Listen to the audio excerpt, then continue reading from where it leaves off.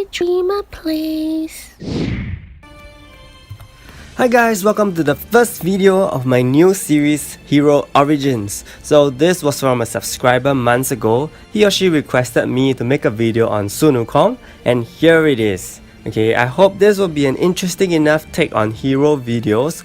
He was actually one of the earliest fallouts to be released, and as early as episode 3 in the game, okay, and he had complete revive, buff duration reduced, and even crowd control, which is his stun.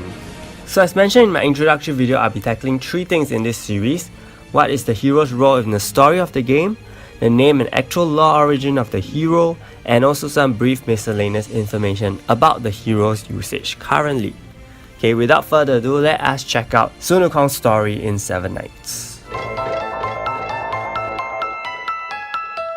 So Sun Wukong is one of the fallouts. Along with Ace, he takes charge of World 9 Sage Peak. He doesn't like the 7 Knights and is a very rebellious character, even against the other fallouts. However, he does respect Pascal. And fun fact, he is actually brothers with Mo Wang, sworn brothers, not birth brothers, of course.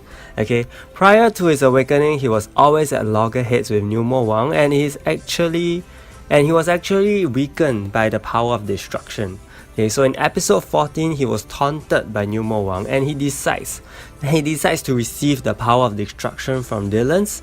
All he wants is to defeat Mo Wang and save Sanzou. And Sanzou here is Xuan Zhang. Xuan Zhang is someone that I will explain later on. With the power of destruction, he was able to break free from the circlet. Okay, his circlet on top of his head. And he also began to work with the Dark Magic Research Tower in order to make his way back to heaven.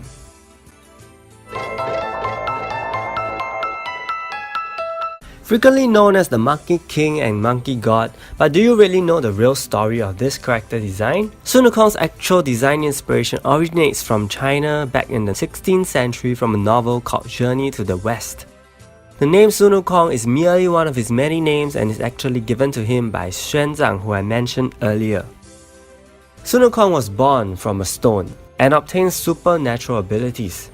He decides to form his home under a waterfall with a whole gang of monkeys and become their king. In search of a weapon, he goes on to seek the Golden Banded Staff, or as we call it in Chinese, 如意金箍棒, which was possessed by one of the dragon princes. So this staff can actually change its size according to Sun Wukong's wishes. He also goes on to defeat the other 3 dragon princes of the 4 seas to obtain his golden armor, phoenix feather cap, and his cloud walking boots. In this time, he also became buddies, sworn brothers with Mo Wang, as well as other demons. So he really wants to be a god, but was insulted by the Jade Emperor, who told him to look after horses instead. Being rebellious by nature, he waged war against the heavens and went against all the gods and goddesses, defeated thousands of celestial warriors, heavenly kings, and even our own Naja.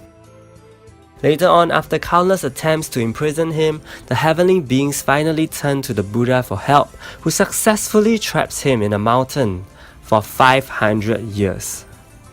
500 years later, the Goddess of Mercy seeks disciples to protect a pilgrim, a monk on a journey to the west. This monk is Xuan Zhang. Wukong volunteers and also through this gains his freedom. But the goddess isn't one to be fooled. She gives the monk a circlet to help him control Wukong. Wukong is then tricked to put it on and can never be removed.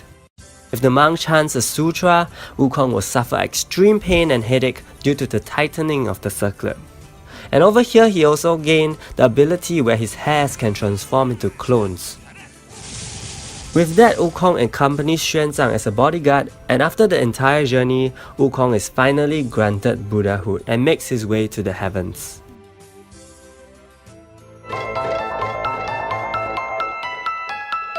So now that you have learned about the origin of Sun Wukong, how is Wukong actually faring now in 7 Nights? So apart from being a very annoying enemy in Tartarus stages, he is currently not used in the arena meta anymore. However, we do know that he does have a myth awakening awaiting him, and apparently in that part of the story, he manages to reach heaven after all to seek revenge. However, it's stopped by a new character called Truth. Also, he leaves the Fallouts and is now part of a new faction called the Seven Element. So for the last part, we'll be looking at his statistics, and he's mostly used in Daily Dungeon Celestial Tower, and I'm surprised he is even used in Guild Raid. Item wise, he is usually equipped with speed, armor HP. Jewels wise, as he has full block, he is usually given the damage reduction increase. He is also given critical damage and lethal rate, I would say, are the better options. Even crit rate jewels, maybe.